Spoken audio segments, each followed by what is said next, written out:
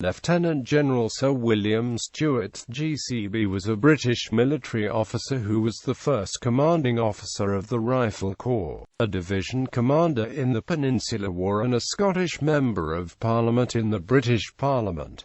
Early life. William Stewart, born on 10 January 1774, was the fourth son of John Stewart, 7th Earl of Galloway, and his second wife, Anne, daughter of Sir James Dashwood, 2nd Baronet.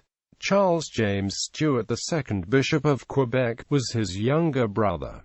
Member of Parliament, he represented Saltash in Cornwall from 1795 to 1796, Wigtonshire 1796 to 1802, the Wigtown Burghs 1803 to 1805 and Wigtonshire again 1812 to 1816. Early military success.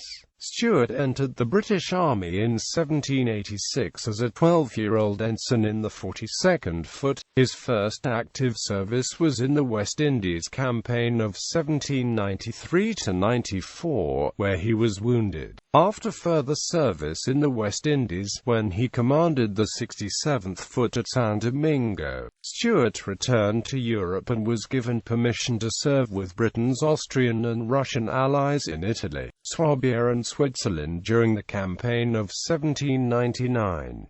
Stewart was intensely interested in weapons and tactics. It was probably his observations in 1799 of light infantry and Tyrolese and Croat soldiers that did not fight in the rigid formations adopted by normal infantry units that led him to propose that the British Army should include a permanent force of light infantry, equipped with rifles. His ideas won support, especially from the influential equerry to the King, Colonel Coote Manningham, who Stewart had first met in the West Indies. In March 1800 an experimental corps of riflemen was established. In August Stewart commanded it at the amphibious attack on Ferrol, where he was severely wounded in the chest as he led his riflemen up the cliffs. In October 1800 the corps was gazetted as an established unit, with Manningham as colonel and Stewart as its first lieutenant colonel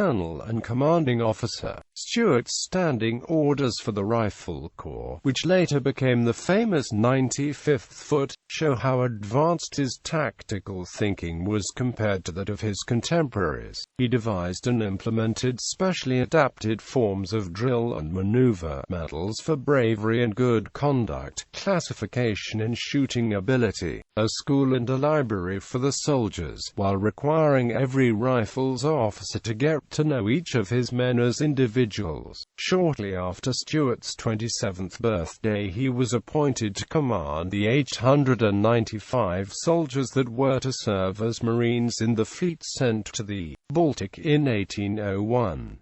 He was stationed on the quarterdeck of Admiral Nelson's flagship HMS Elephant throughout the Great Naval Battle of Copenhagen on 2 April 1801. Nelson reported that, "The Honourable Colonel Stewart did me the favour to be aboard the Elephant, and himself, with every officer and soldier under his orders, shared with pleasure the toils and dangers of the day." Stewart was chosen for the honour of carrying to London the dispatches reporting the victory and was included by name in the Thanks of Parliament, voted on 16 April 1801.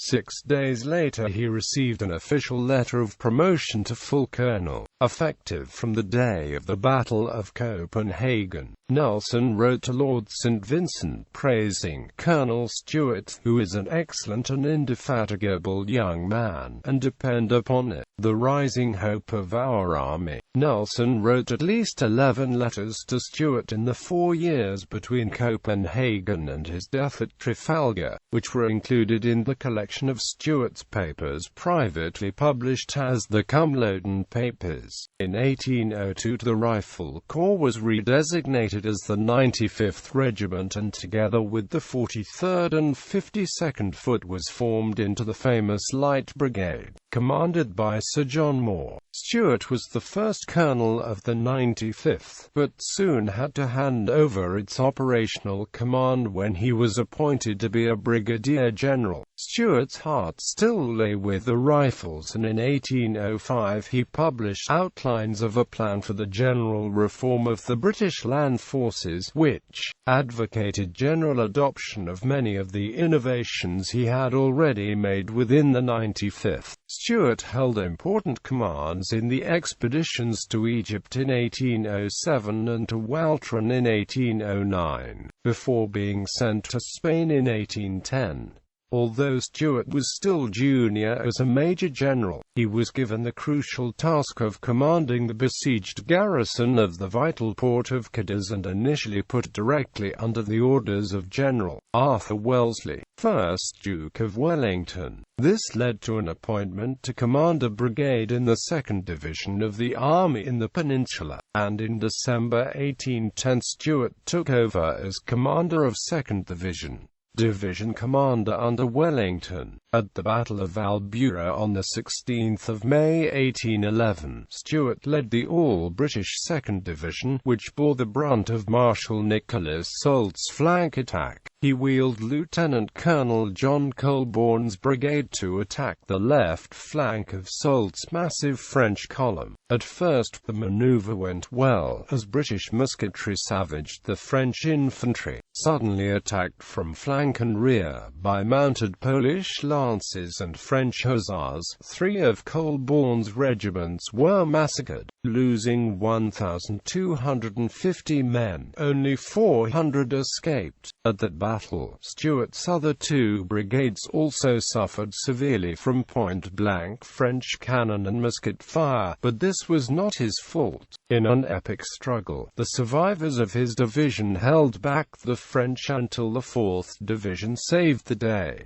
Glover, historian of the Peninsular War, wrote, "As a battalion commander, Stewart was surpassed only by Moore. As a general he was a menace." Wellington wrote of him, "It is necessarily that Stewart should be under the particular charge of somebody." After Albuera, Wellington found that somebody in the person of Lieutenant General Rowland Hill. For the rest of the Peninsular War, Stewart and his 2nd Division usually served under Hill's competent supervision. He fought in Hill's corps in the Burgos campaign in the fall of 1812 and at the Battle of Vittoria in 1813. On the 15th of November 1812, Soult's 80,000 Frenchmen confronted Wellington's 65,000 Anglo-Portuguese near Salamanca. When Soult failed to attack, Wellington ordered a withdrawal to Portugal. During the retreat, Stewart and 2 other division commanders disobeyed the commander's orders. Stewart, Wellington wrote, and certain other generals held a council of war to decide whether to obey my orders to march by a particular road. He, at the head, decided they would not. They marched by a road leading they knew not where, and when I found them in the morning they were in the utmost confusion, not knowing where to go and what to do. On the opening day of the Battle of the Pyrenees at Mayer Pass, Stewart concluded that the French would not attack, then rode 10 miles to the rear. When the battle began, his 2nd Division was left to fight all morning under an inexperienced brigade commander and lost 1,347 men. Still in Hill's corps, Stewart fought at the battles of the Nive, Orthez and Toulouse during Wellington's 1814 invasion of southern France. Awards, thanks and retirement. For his services in the Peninsula, Stewart received the Gold Cross with 2 clasps, the Portuguese Order of the Tower and Sword, and the Spanish Order of San Fernando.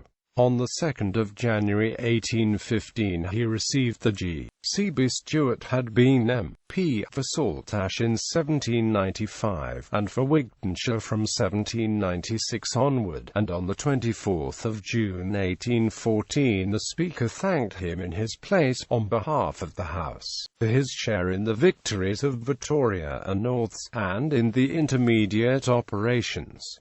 Stewart saw no further service. His health was broken by 17 campaigns, in which he had received 6 wounds and 4 contusions, and in 1816 he resigned his seat in Parliament. In July 1818 he was transferred to the colonelcy of the 1st Battalion of what had then become the Rifle Brigade. He settled at Cumloden on the borders of Wigton and Kirkcudbrightshire, near the family seat. He died there on the 7th of January 1827, and was buried at Minnegap family. In 1804 Stewart married Frances, daughter of the Hon. John Douglas, and he left one son, Horatio, a captain in the Rifle Brigade, and one daughter, Louisa.